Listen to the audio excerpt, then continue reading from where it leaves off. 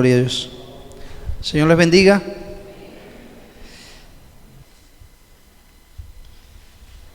Vamos a ubicarnos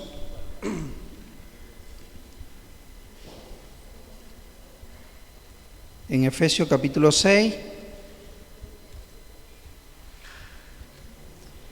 versículo del 10 en adelante.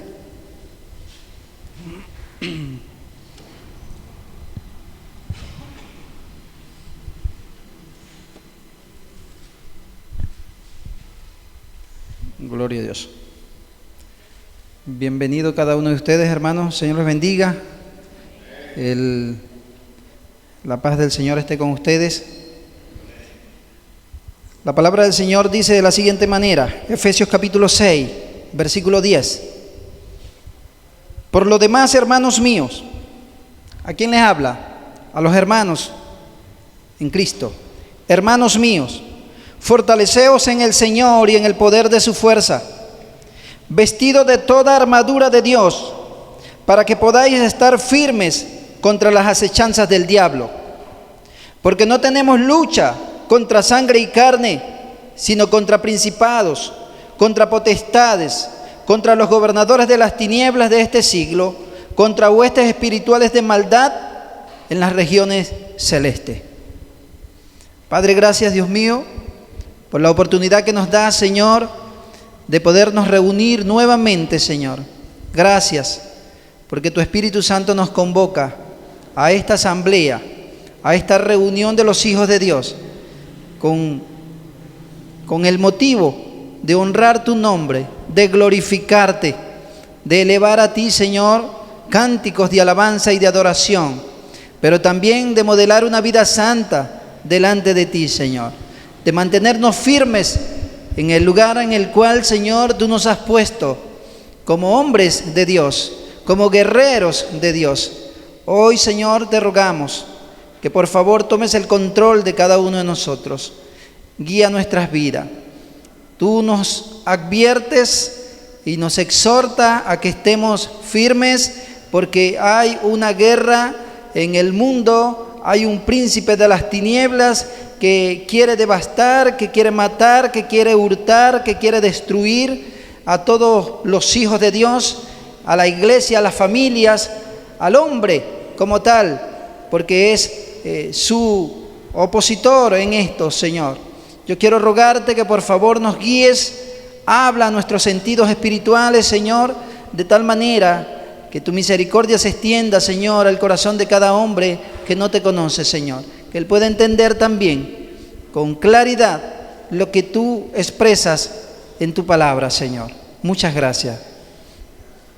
Acabamos de leer que el apóstol Pablo escribe a la iglesia de Efesios, y de la iglesia de Efesios se extiende a todas las iglesias del mundo para exhortarnos y decirnos que nos fortalezcamos en el Señor.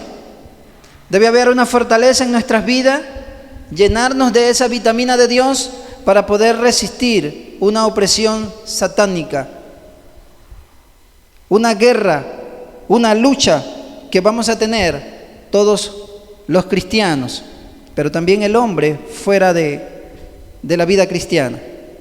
Pero nos habla a nosotros que por lo demás, hermanos míos, fortaleceos en el Señor y en el poder de su fuerza.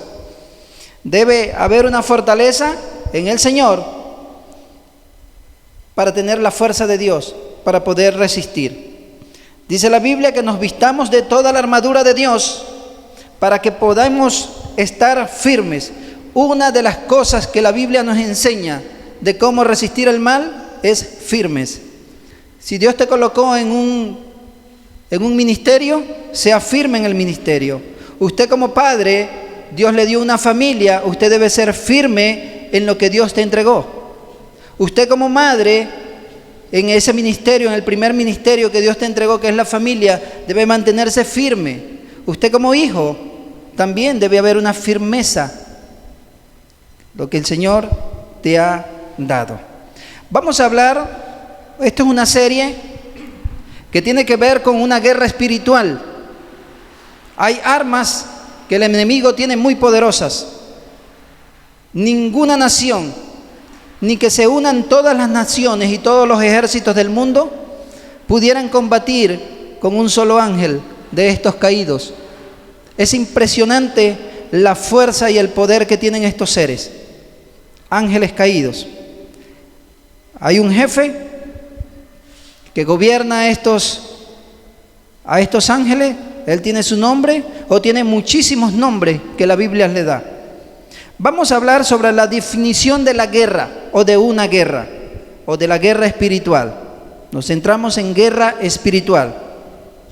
Thomas White dice estas palabras: la guerra espiritual es un conflicto multinivel entre el bien y el mal, iniciando en el plano sobrenatural con la rebelión prehistórica de Lucifer y transferido al plano natural con la caída del hombre, debido a que Satanás es el autor e iniciador del pecado original.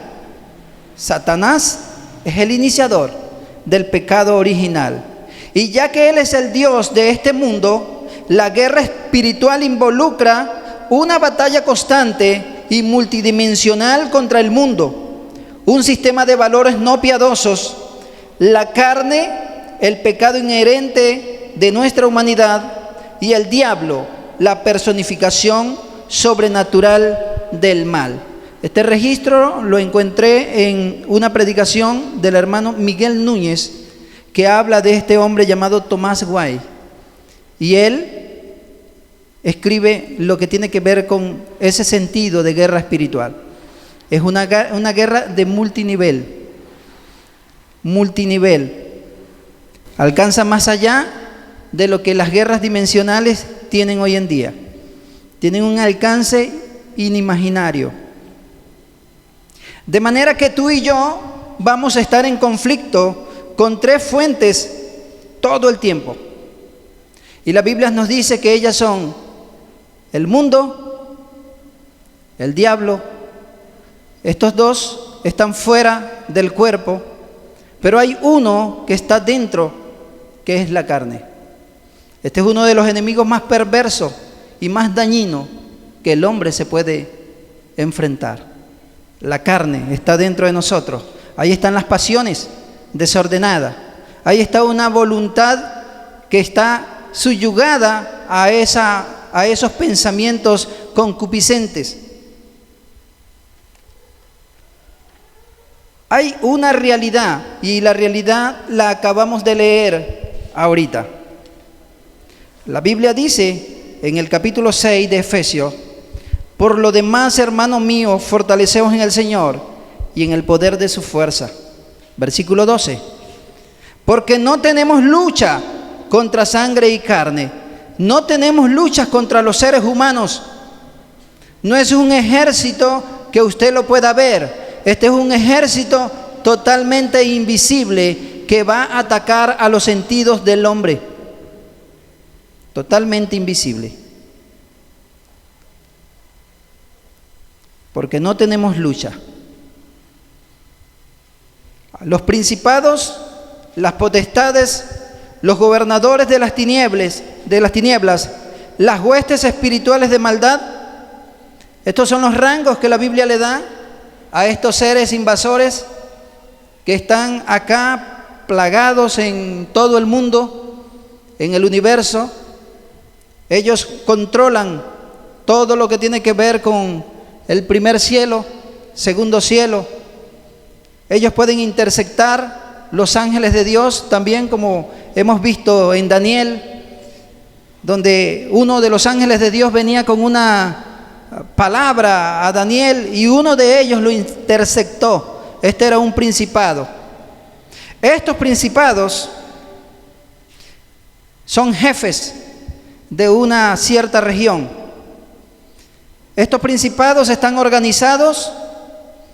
Es un ejército más poderoso que todas las naciones juntas.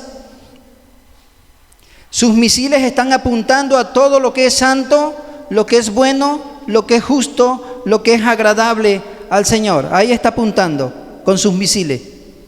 Tienen sus misiles hacia la iglesia, contra la iglesia. Este principado La Biblia lo enseña y en sus referencias habla de arjé o arje, jefe en varias aplicaciones de orden. Son líderes jefes, como el que estaba en el Gadareno. Marcos capítulo 5, versículo 1, vamos allí. Marcos capítulo 5, versículo 1.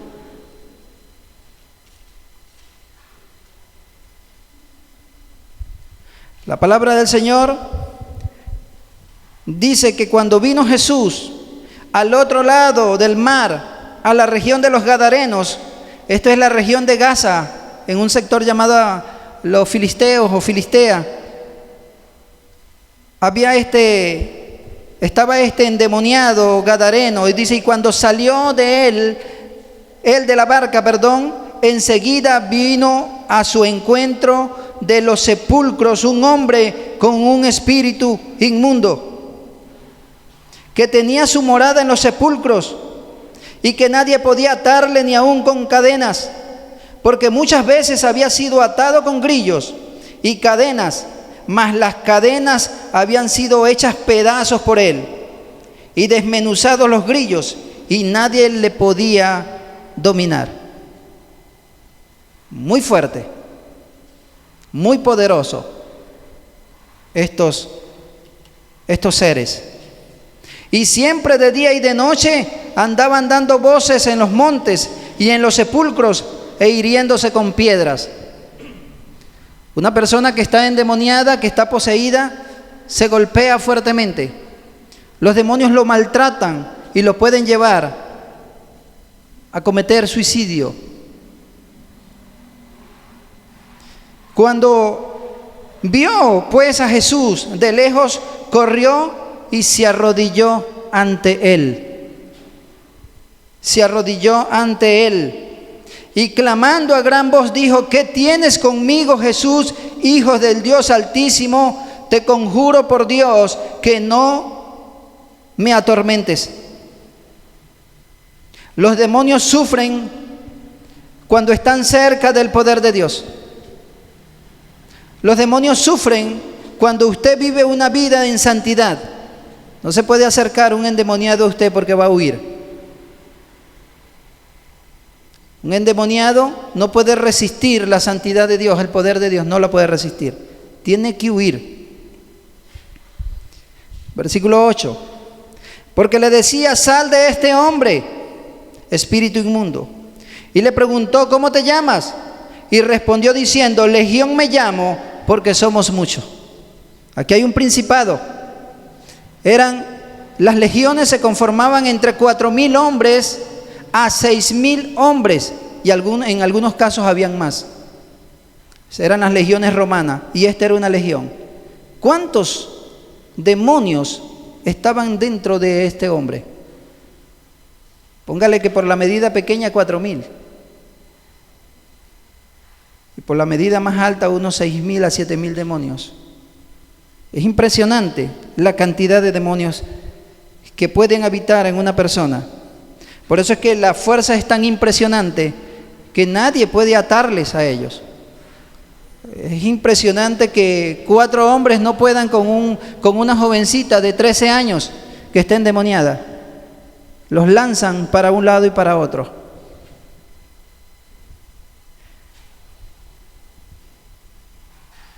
¿Cómo te llamas? Legión me llamo, porque somos muchos. Aquí vemos 3 oraciones que hacen los demonios, o 3 oraciones, creo que sí, son 3 oraciones que hacen los demonios. Y una cuarta hace un hombre. No, 2 oraciones hacen los demonios, una hace un grupo de hombres y una hace este endemoniado. 3 de ellas son contestadas, una no. La primera dice: y le rogaban mucho que no les enviase fuera de aquella región. Al él encontrarse con Jesús, él estaba viendo la autoridad suprema que había en Jesús. Ellos sabían quién era Jesús, conocían que él era el Hijo de Dios, y le rogaban mucho que no les enviase fuera de aquella región. Ellos le rogaron: ellos le pidieron: Señor, no nos mandes, no nos saques de esta región, de este contorno, un contorno que les pertenecía a ellos. Estaba allí cerca del monte un gran hato de cerdos paciendo. Y ellos dicen otra vez, y le rogaron, esta es la segunda oración, todos los demonios diciendo: envíanos a los cerdos para que entremos en ellos. Porque ellos sabían que si Jesús tomaba la decisión, lo iba a mandar a una cárcel llamado el abismo. El abismo. Versículo 13. Y luego Jesús les dio permiso, y saliendo aquellos espíritus inmundos, entraron en los cerdos, los cuales eran como 2000, y el hato se precipitó en el mar por un despeñadero, y en el mar se ahogaron.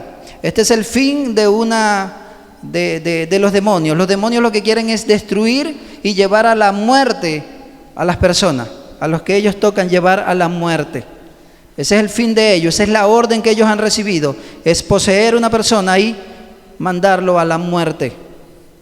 En una ocasión, yo estuve trabajando con una mujer que recibió a Cristo, y aquella mujer que supuestamente había recibido a Cristo tenía una serie de cosas en su cabeza, mucho problema. Un día yo llego allá a la casa de ella a llevarle un desayuno, cuando de repente ella me recibe y ella empieza a llorar y me dice: hermano, estaba esperándole porque quiero decirle que quiero quitarme la vida, me quiero quitar la vida, hermano. Yo empecé a orar por ella, yo le dije que no puede ser, hermana, tú no puedes hacer eso. Tú eres cristiana, tú eres una hija de Dios, ¿cómo es posible que usted vaya a tomar esa decisión? Mas sin embargo, aquella mujer, atormentada por la situación, ella tenía paz cuando nosotros llegábamos. Se quedaba tranquila, orábamos por ella, reprendíamos demonios y se quedaba tranquila. Un día, de repente voy otra vez a llevarle un desayuno a ella, cuando la mujer me grita desde adentro y me dice: hermano, perdóneme, hermano. ¿Qué pasó, hermana? Abro la puerta, entro, llego allá hasta donde ella está. Dice: anoche intenté quitarme la vida. Con una hojilla se había cortado los brazos. Se había cortado por acá, pero como no fue tan profunda las heridas, no pudo quitarse la vida esa noche. Ciertamente habían demonios allí, en aquella mujer. Volvimos a orar por ella, a reprender demonios, a estar allí aconsejándola, atormentada, sus sentimientos, sus emociones devastadas, su mente hecha pedazos. Eso influenció muchas cosas, la misma familia, problemas familiares, problemas del hogar, porque Satanás, cuando se mete en un hogar, el fin es destruir la familia. Ese es el fin de él, destruir la casa, destruir la familia. Cuando de repente llego otra vez con el desayuno y me dicen: no, la señora está en el hospital, anoche tomó veneno y la tienen muy grave en el hospital. Yo sentí que me iba a desmayar, hermano. Una lucha que estuvimos con esta señora, y al fin esa mujer se quitó la vida. Es impresionante esta situación. ¿Qué pasó ahí? ¿Qué pasó? ¿Qué había pasado con ella? ¿Había recibido a Cristo verdaderamente? ¿O simplemente su boca fue la que habló y no se puso de acuerdo con confesar de que ella era una pecadora y verdaderamente no entregó su vida a Cristo? El versículo 14 dice: y los que apacentaban los cerdos huyeron y dieron aviso en la ciudad y en los campos, y salieron a ver qué era aquello que había sucedido. Vienen a Jesús y ven al que había sido atormentado del demonio y que había tenido la legión sentado vestido y en su juicio cabal, y tuvieron miedo. Una de las cosas que los impactó a aquellos hombres de aquella región era que este hombre estaba sentado. ¿Qué nos indica acá? Que una persona endemoniada vive una zozobra en su corazón. Hay angustias en su corazón. En su corazón no se puede sentar, está incómoda, va a la cama, se levanta, agita las cosas, puede lanzar las cosas, pierde lo que tiene que ver con el control. ¿Qué ha pasado allí? Otra de las cosas es vestido. Yo no sé, algo tiene que ver Satanás con el tiempo ahorita, con la desnudez de las personas, con la pornografía y con todo este tipo de cosas. Podemos ver las jovencitas, hoy entre más días ya usted las puede ver por allí con unas faldas muy corticas, jovencitas, y las niñas las madres aplaudiéndole a las niñas cuando están bailando una canción muy erótica, con bailes muy sensuales. Bravo, aplaudimos a las niñas, se aplauden a las niñas. La inmoralidad, Satanás tiene que ver con la inmoralidad. Por eso las jóvenes, las mujeres deben vestirse como el Señor les ha pedido que se vistan. Ustedes son unas hijas de Dios, ustedes son unas princesas, son unas reinas del Señor. Deben cubrirse, andar bien vestidas, ¿verdad? Versículo 16, dice, y en su juicio cabal, estaba con todos los sentidos, una facultad mental que Satanás le había robado a aquel hombre, una facultad mental que le había quitado. Y tuvieron miedo, dice la palabra del Señor. Versículo 16, y les contaron los que lo habían visto, cómo le había acontecido el que le había tenido el demonio y lo de los cerdos. Y comenzaron a rogarle que se fuera de sus contornos. ¿Qué pasó con esta gente? Bueno, ellos sacan sus cálculos, ellos sacan sus cuentas. Un endemoniado que ahora está sentado, está vestido, está en su juicio cabal, está bien, eso es de aplaudir, dirían ellos. Pero también ven hacia allí y hay 2000 cerdos precipitados en el mar y sacan cuentas. Un hombre, 2000 cerdos allí. No queremos nada con Jesús. Mira el negocio, se ha ido por un despeñadero. Jesús, no te queremos acá, en esta región. Te rogamos, Jesús. Esa es la tercera petición, la tercera oración que hacen. Te rogamos, Jesús, que te vayas de nuestro contorno. ¿Cuántos no hay que han sacado a Jesús de su lista? ¿Cuántos? No te queremos, Señor. No te podemos meter en nuestro negocio. ¿Por qué? Porque sabe que Jesús es un Dios santo y el negocio de pronto está produciendo de manera ilícita. No te queremos, Jesús. Saco las cuentas y no me dan. Mejor vete. Te sacamos de acá. Esa es la tercera oración. Al entrar él en la barca, el que había estado endemoniado le rogaba que le dejase estar con él. Cuarta petición. Este hombre le pide: Señor, yo quiero estar contigo, yo quiero ir y predicar el evangelio y ser un ejemplo, Señor, de lo que tú hiciste en mi vida. Pero el Señor no le contestó esta petición. Se la contestó, pero de manera negativa.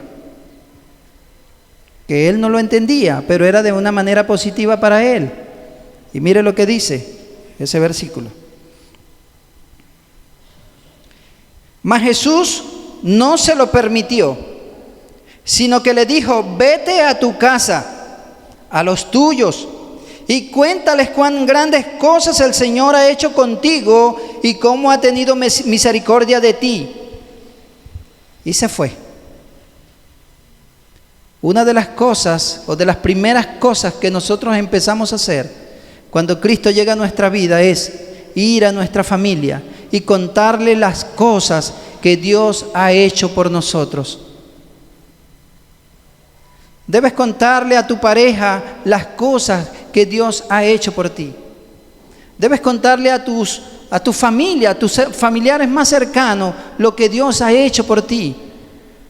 El cambio que tú has tenido. Estabas desnudo, estabas sin un juicio cabal, estabas atormentado por situaciones.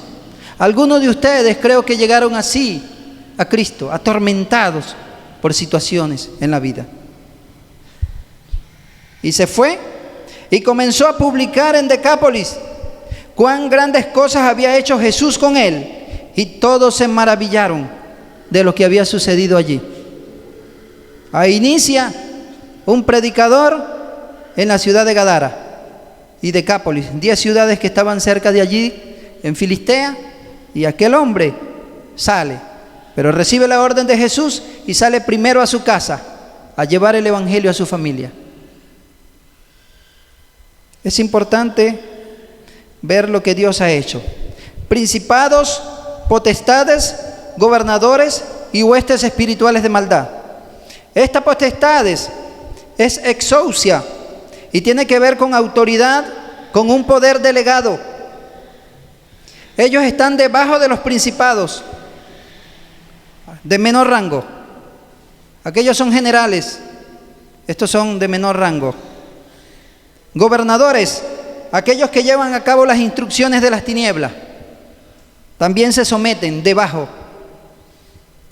Huestes espirituales de maldad, tiene que ver con un ejército de base, con un campamento.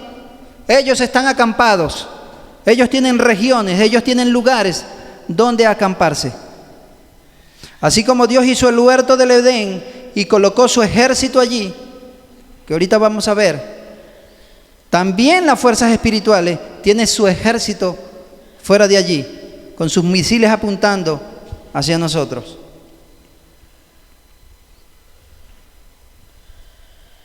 El mal está organizado, queridos hermanos y queridos amigos. El mal está organizado.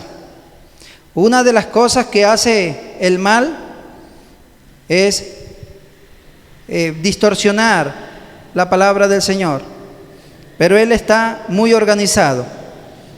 No es un desorden, hay jerarquía. Obedecen por temor o obedecen por miedo. Ellos tiemblan, ellos tienen que obedecer por miedo a los de mayor jerarquía. Número 3, estos seres tienen cuerpos. Primero los Corintios capítulos 15, vamos a ir allí. Ellos tienen cuerpos.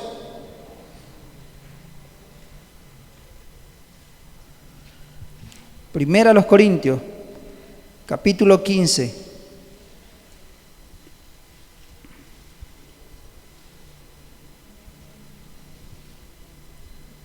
Versículo 39 y 40. Dice que no toda carne es la misma carne, sino que una carne es la de los hombres, otra carne la de las bestias, otra la de los peces y otras la de las aves. Y hay cuerpo celestial y cuerpo terrenales, pero una es la gloria de los celestiales y otra la de los terrenales. Hay un cuerpo. Ellos tienen cuerpos, pero son invisibles al ojo humano.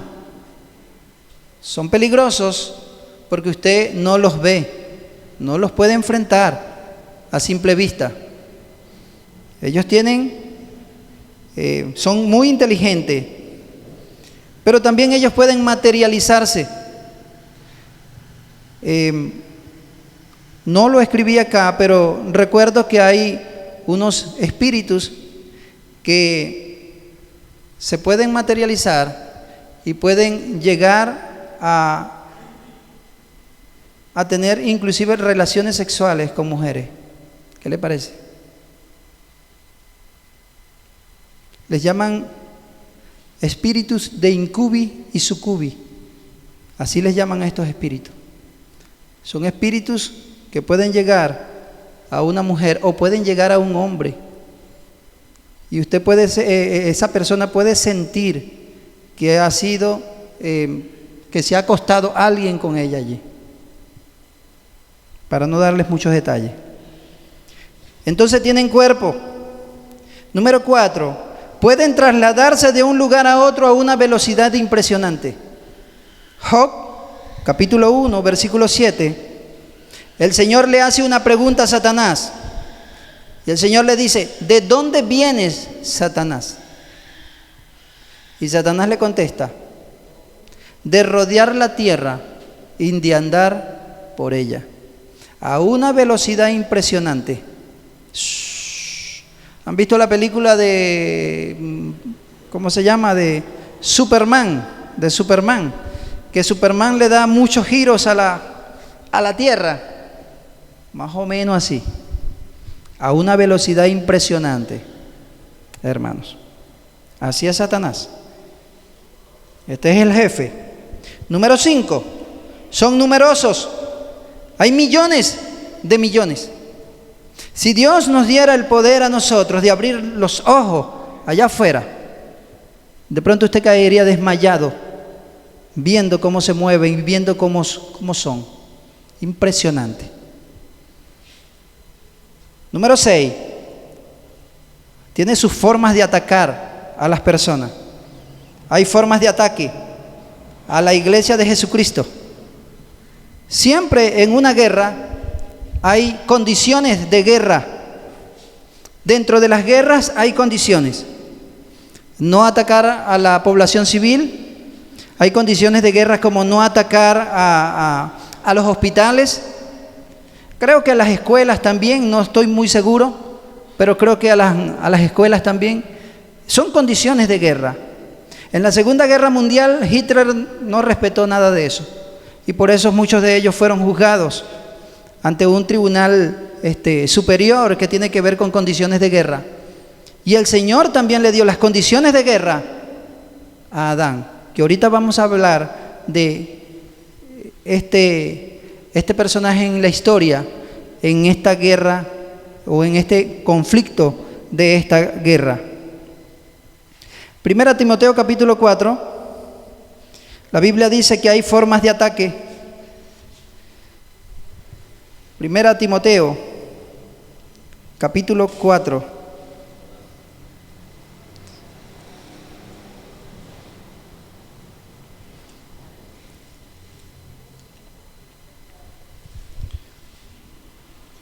Versículo del 1 al 3.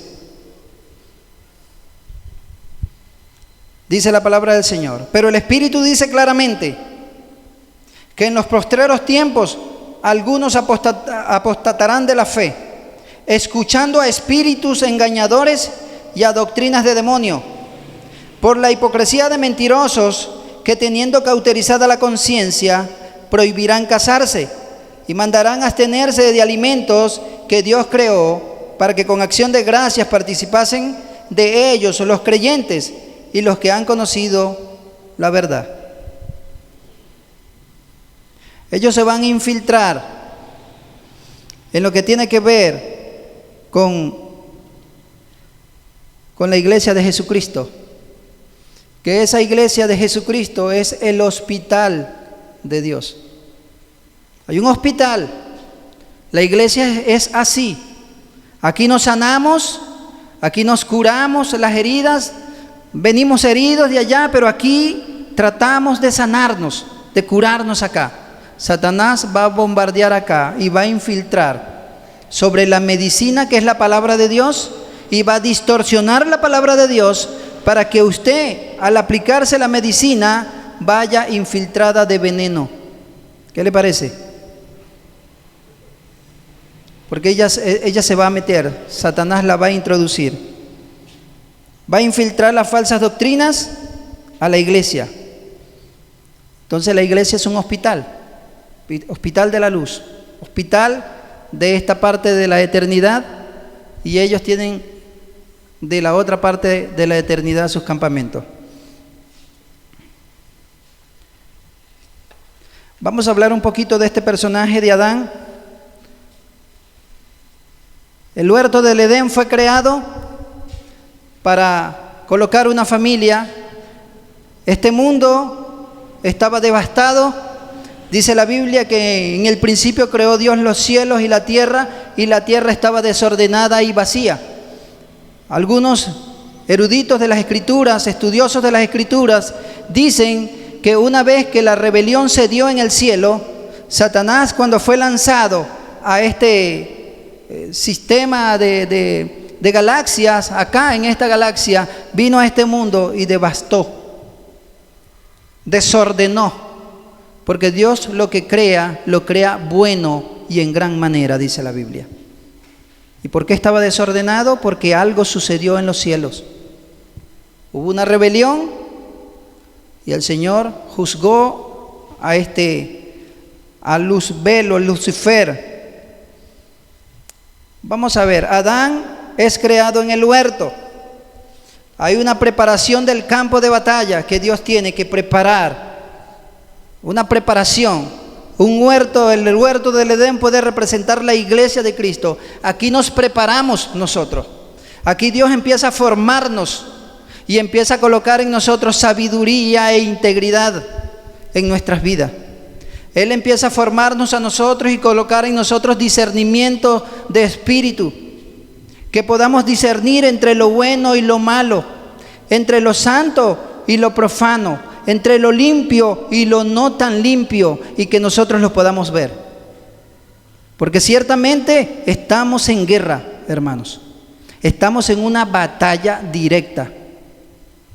Usted está recibiendo bombardeos desde afuera hacia adentro, pero de pronto usted no se da cuenta lo que está sucediendo. Y el Señor no quiere que ignoremos esta situación. Estamos en guerra. Hay una preparación del campo de batalla, hay una preparación de un hombre que Dios va a preparar para alistarlo como un rey, como un pastor, como un general de un ejército, así como nos quiere preparar a nosotros en este campo de batalla, en esta iglesia o en la familia. Dice la palabra del Señor, una de las cosas que dice que Adán fue creado en el huerto, dice, y cuando Adán es creado, ya existía lo que vemos en el mundo. Adán no tuvo nada que hacer, él no tuvo nada que ver con el huerto del Edén. Cuando él mira todo está creado. Ya Dios había hecho todo, los animales, las bestias, las aves, los árboles, todo estaba hecho.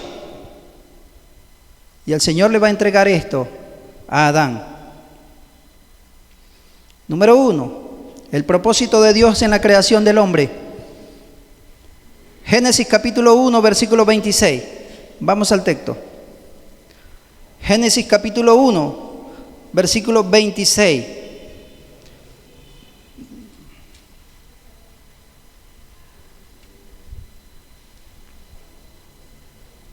Dice la palabra del Señor: entonces dijo Dios, hagamos al hombre a nuestra imagen conforme a nuestra semejanza. Aquí lo habla de manera plural. Hagamos. ¿Quién estaba con el Señor? ¿Quiénes eran? ¿Quién es Dios entonces? Ahí está la manifestación de Padre, Hijo y Espíritu Santo. Si vamos nosotros al capítulo 1, versículo 1 del mismo Juan, dice: en el principio era el verbo era con Dios y el verbo era Dios. Y todas las cosas fueron creadas por Él y para Él, lo dice otra parte. Entonces Jesús estaba allí, en el huerto. Hagamos al hombre a nuestra imagen conforme a nuestra semejanza. Aquí Dios en su esencia y soberanía consultan para crear al hombre de manera planificada y llegan a la conclusión que serían igual a ellos o a su propia imagen. No hay imagen de un becerro, no hay imagen de un toro, no hay imagen de una bestia, de un ave, no a esa imagen. Hay imagen de Dios. los creó. ¡Wow! Se me está yendo el tiempo. ¿Hasta qué hora es? ¿Hasta las 11? Ay, hermano, estoy patinando acá. A imagen de Dios. Esta imagen es la figura representativa de Dios, un representante legal en esta tierra que lidere. Eso fue lo que Dios quiso colocar. Va a crear un hombre que represente a Dios, pero con las características de Dios, que sea un líder. Vamos a liderar. Nosotros los hombres debemos liderar como Cristo lideró. Nosotros no debemos entregarle todo a la mujer. Usted tiene que llevar al niño al colegio. Vaya a comprar la comida. Usted tiene que hacer esto. Usted tiene que hacer eso. Usted tiene que hacer eso. No. Nosotros lideramos. Nosotros también debemos aportar. Porque el Señor dice que es una ayuda para nosotros. Pero nosotros no debemos salir de las responsabilidades que Dios nos ha dado. Esta imagen es la figura representativa de Dios, un representante legal en esta tierra que lidere. Desde la creación del hombre hasta nuestros días, Dios quiere que yo muestre la imagen de Dios en la familia, fuera de la familia, en la iglesia, fuera de la iglesia, en el trabajo, fuera del trabajo, mostrar la imagen de Dios en nuestras vidas. Que usted no muestre la imagen del mundo, sino la imagen de Dios. ¿Cuánto te pareces más a Dios? ¿Cuánto te pareces más a Cristo? Es lo que la Biblia nos quiere decir acá. Él quiere que nosotros tengamos justicia y santidad, que eso es lo que está lleno el huerto del Edén, de justicia y santidad. Sé santo porque yo soy santo, dice el Señor. Versículo 26, seguimos, dice, hagamos al hombre a nuestra imagen conforme a nuestra semejanza. Esta palabra conforme no está en la referencia, no existe allí. Existe otro conforme que habla Romanos capítulo 12, pero da una idea. Y la idea es de ser moldeado a la semejanza de Dios. Y tiene que ver con carácter, con integridad, conforme a nuestra semejanza. Esta palabra semejanza en hebreo es demuk. Y significa parecido, semejanza, modelo o modelar una vida santa como es Dios. Debemos de modelarla, una vida santa. ¿Por qué? Porque sus hijos deben ser distintos a los hijos de las tinieblas. Él nos manda que seamos irreprensibles y sencillos, hijos de Dios, sin mancha en medio de una generación maligna y perversa. Del otro lado de la eternidad, dice la Biblia, hay una generación maligna y perversa. Muy maligna. Filipenses 2:15 lo dice. Vamos a ver de qué privilegios gozaba este Adán, porque el Señor comienza con privilegio y después le da responsabilidades. Hagamos al hombre a nuestra imagen conforme a nuestra semejanza, y dice, y señoré. Y señoré, en hebreo es radá, y significa pisotear. ¿Qué le parece? ¿Un hombre que pisotee? ¿Cómo, Señor? Entonces viene a la mente de la mujer y dice, por eso es que me pisotea al marido. No, hermano, este no era el sentido. Pisotear, porque lo estaba preparando para pisotear las huestes espirituales de maldad. Esa era una de las cosas. Pero lamentablemente el hombre ha agarrado ese pisotear para también maltratar a la esposa, a los hijos. Y pare de contar. Pisotear, entonces. Subyugar, señorear, tomar, es un cargo. Dominar, mandar, marchar, destrozar. Esta es la palabra que significa radá, que significa señorear. El Señor le dijo, usted va a señorear. Va a señorear. En esencia, Dios estaba colocando a Adán con un derecho legal de representar la imagen de Dios con firmeza como un rey. Véanlo de esa manera, hermano, como un rey. Ahí lo está coronando el Señor, como ese hombre, como un rey, que gobierne, que mande, que domine, que se enseñoree, aún de la misma naturaleza. Él iba a subyugar la misma naturaleza. Que sepa dirigir bien su cargo. Es un cargo que Dios le estaba dando, pero que lo sepa dirigir bien, con firmeza. Este es el cargo, estos son los beneficios que le iba a tener. Dominar, mandar, tomar, subyugar. Pero para que esto marche bien, él tenía que tener sabiduría, hermanos, y discernimiento. Nosotros no podemos gobernar una familia si no hay sabiduría y hay discernimiento. Pero no todo en la vida son beneficios. Dios le prohíbe a Adán cruzar líneas. Hay una prohibición de Dios, que no crucemos las líneas, y se lo enseña a la iglesia de Jesucristo. No crucemos líneas, hermanos. Si usted cruza la línea, te pasas del lado de allá de las tinieblas. Y hay un campo minado del lado de allá. Y Satanás anda como león rugiente, dice la Biblia, buscando a quien devorar. No cruces líneas. No debemos cruzar líneas. Hay una regla establecida del Dios de no cruzar las líneas. Génesis capítulo 2, versículo 15. Y tomó pues Jehová Dios al hombre y lo puso en el huerto del Edén para que lo labrara y lo guardara. Aquí vemos cómo Adán es ungido como rey, como pastor del Edén. Él sabe cuáles son sus beneficios. Él sabe que va a gozar de autoridad, que él tiene poder para ejercer. Él sabe, poder para ejercer. Él va a dominar como un rey. La responsabilidad de Adán en el huerto. Pero como decía, no todo es beneficio. Adán como pastor del Edén, como representante legal, como ese pastor de esa comunidad del Edén, el Señor le dice que era su responsabilidad, así como nos dice a nosotros los pastores. Pastor Irán, es tu responsabilidad. Pastor Manuel, es tu responsabilidad. Fernando, es tu responsabilidad.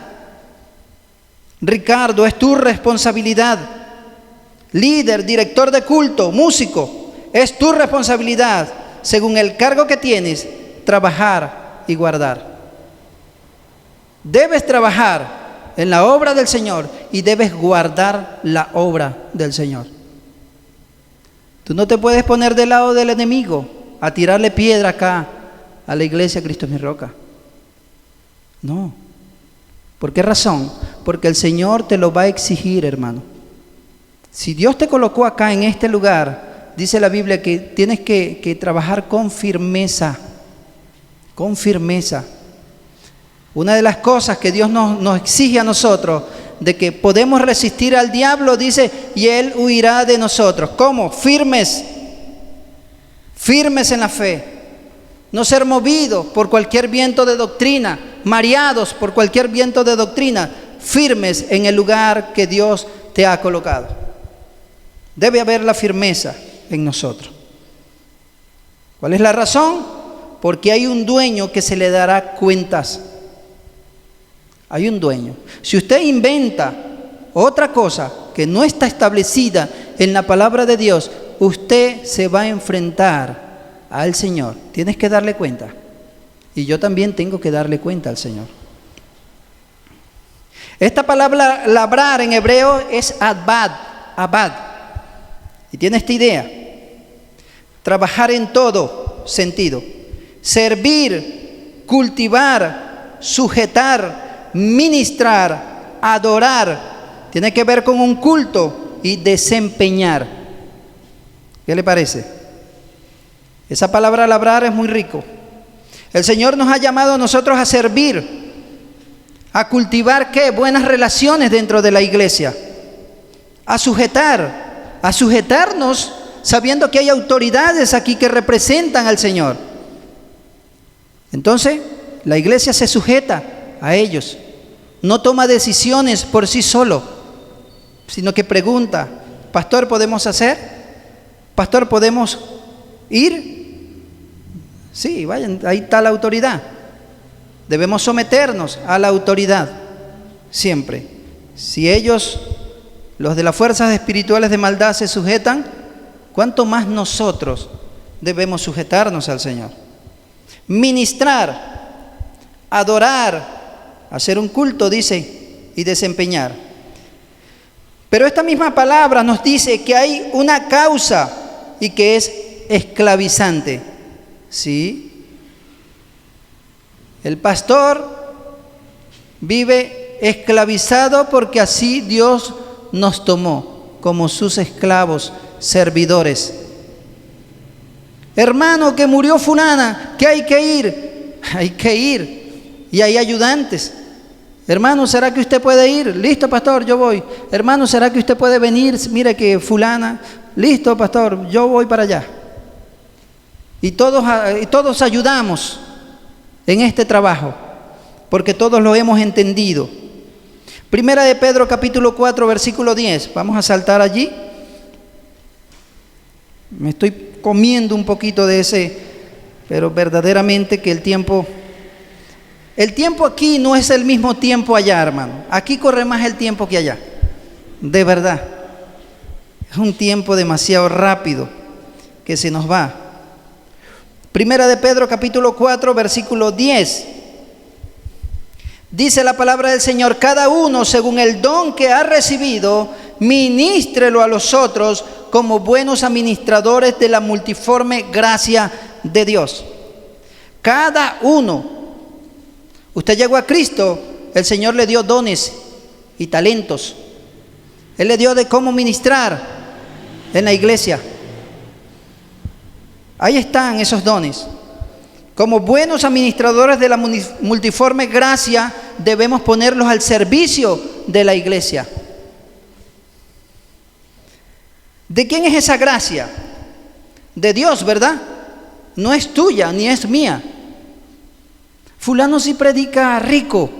Sí. Si usted es un hombre de aquellos que predica y se entiende muy bien, esa gracia no es suya. Eso se lo dio Dios a usted para ministrar en la iglesia. No es suya. Si usted ejecuta un instrumento espectacularmente, eso no es tuyo. Es la gracia de Dios. Todos tenemos dones y habilidades, y algún día daremos cuentas por el uso de esos dones y talentos. Si usted sabe ejecutar un instrumento y usted hasta ahora ya tiene 1, 2 y 3 años y usted hasta ahora no ha dicho: hermano, yo quisiera que vean mis condiciones y si yo puedo ejecutar un instrumento, pero no se ha acercado, debes poner al servicio. De pronto predicar, enseñar. Bueno, aquí hemos tratado de observar en los caballeros quienes predican, quienes enseñan, mirarlos, observar eso. Si usted es un hijo de Dios, pon esos instrumentos o pon esa voz al servicio de Dios. Cantar para el Señor, no para el mundo. Cantar para el Señor, no para el mundo, hermano. ¿Se puede imaginar a usted a Adán? Imagínese de esta manera. El Señor lo puso allá para que dirigiera la iglesia, para que trabajara en la iglesia, en el huerto del Edén, y para que desarrollara sus cultos en el huerto del Edén. Pero del otro lado del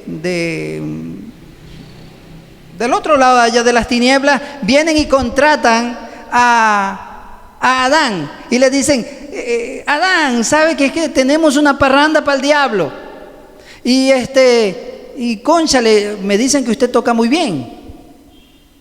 Y entonces Adán agarra su guitarra porque se va a ganar unos dólares, y agarró su guitarra y se fue.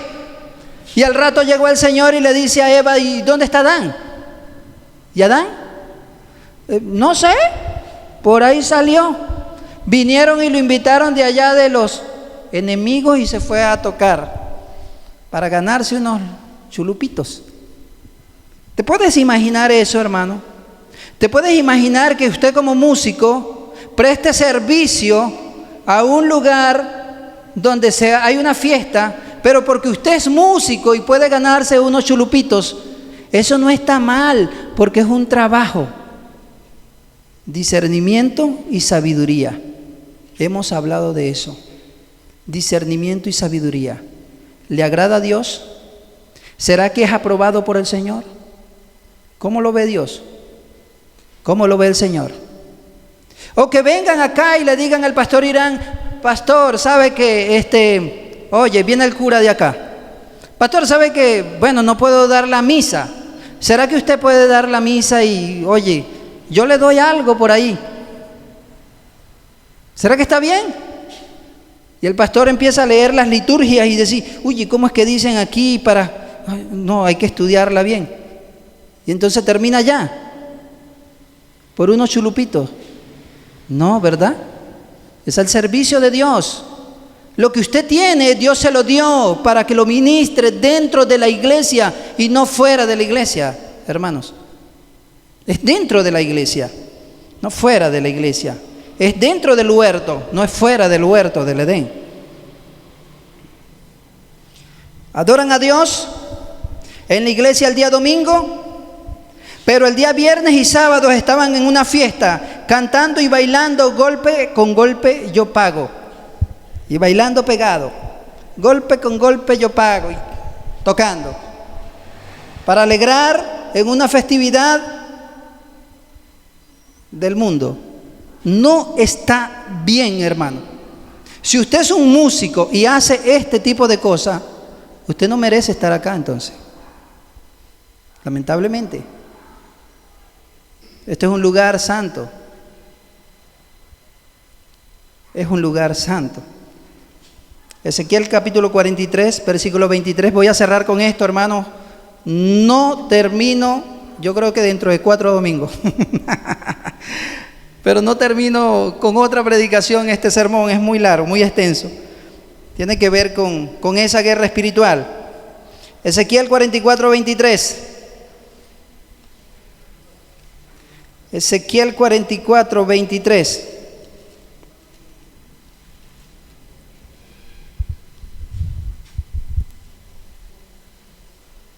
Una de las funciones de los pastores es enseñar.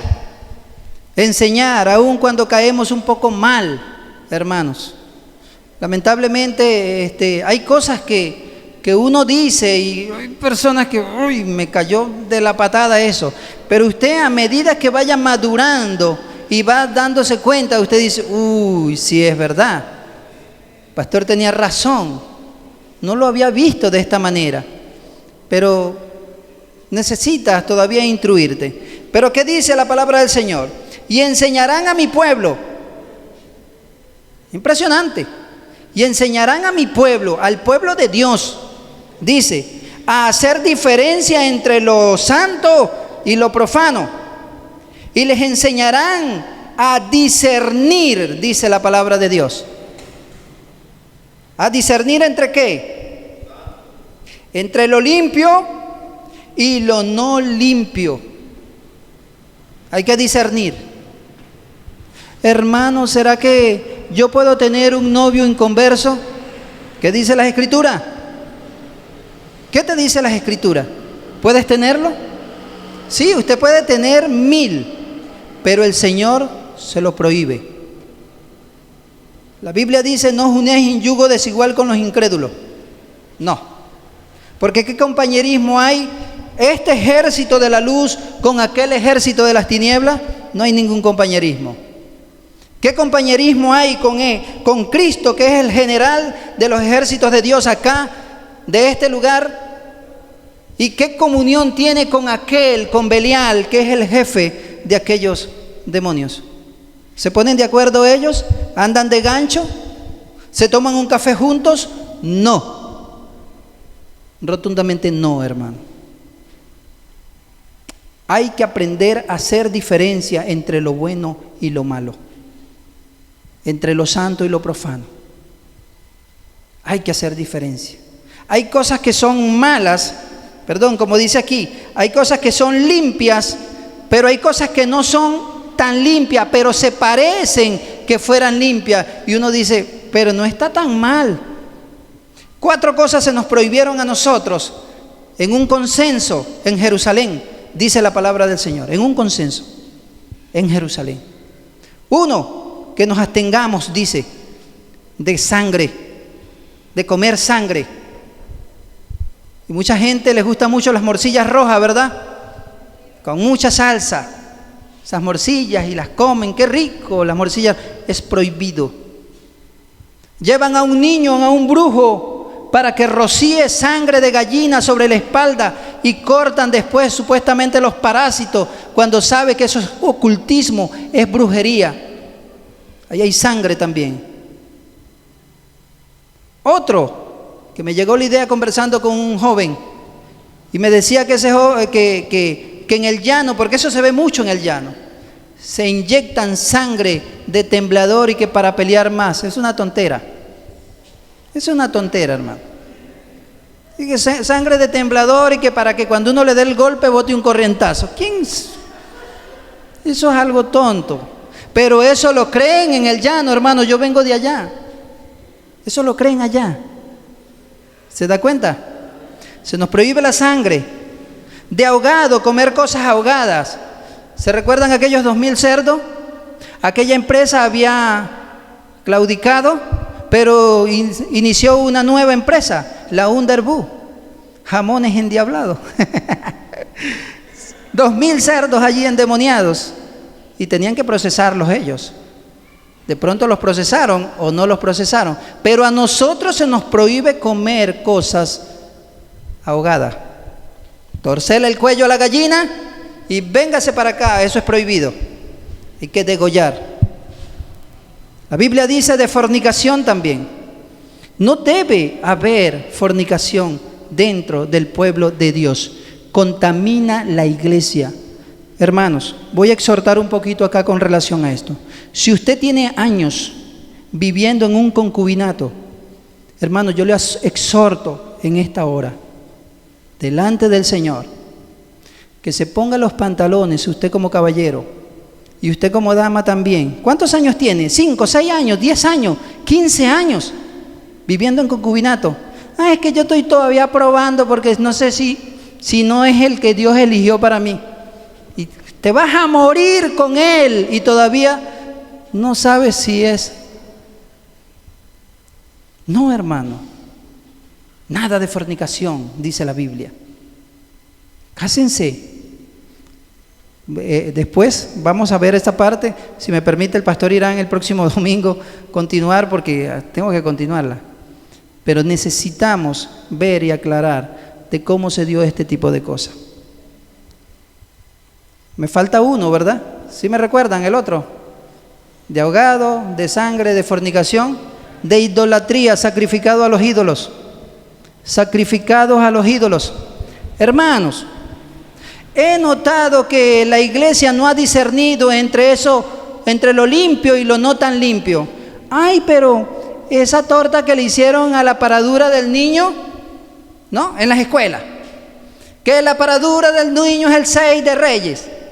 Y entonces van todos y llevan al niño en una maquita y lo mecen allí al muñequito ese, que yo lo he visto, de que después que lo sacan allá lo meten en una caja y lo meten allá donde hay ratas y donde hay cucarachas y todo. Ese es el Dios de ellos. Ese es el santo de ellos. Impresionante, hermano. Pero hicieron tortas y hicieron chicha y entonces vienen y te dan a ti.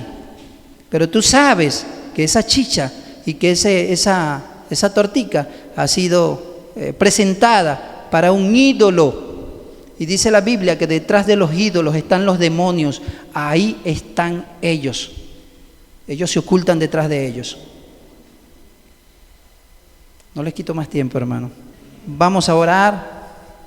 Si usted se ha identificado con este tipo de pecados que he hablado, ve al Señor.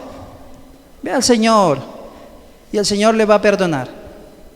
Y si usted dice o cree que puede entregar su vida a Cristo, bueno, el Señor también le abre las posibilidades que venga a Cristo. Entregue su vida, ponerse de acuerdo con Dios. Póngase de acuerdo con Él. Amén. Vamos a ponernos de pie. O pónganse ustedes de pie. Yo voy a orar.